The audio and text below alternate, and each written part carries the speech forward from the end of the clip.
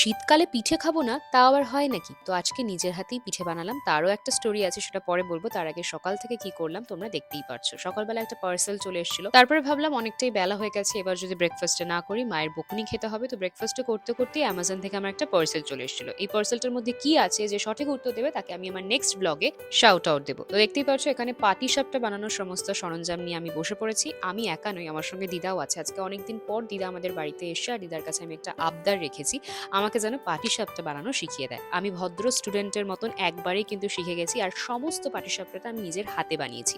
দেখতেই পাচ্ছ এতগুলো পাটিসাপটা নিজের হাতে প্রথমবার বানিয়েছি। প্রচন্ড টেন্স ছিলাম, আদেও পারবো কি পারবো না, কিন্তু শেষমেশ আমি করেই দেখালাম। তোমরা দেখতেই পাচ্ছ আমি যাই করি তোমাদের সঙ্গে শেয়ার না করে একা কিন্তু খেতে পারি না, তাই তোমাদের দিয়েই খেলাম। আর কালকের ব্লগে তোমাদেরকে এই বক্সটা দেখিয়েছিলাম, কিন্তু এর মধ্যে কি আছে সেটা দেখাইনি। জানো তো, মাত্র ১৬০০ টাকা দাম, আমেরিকান টুরিস্টারের অ্যামাজন থেকে নিয়েছে। কেমন হয়েছে জানিও কিন্তু।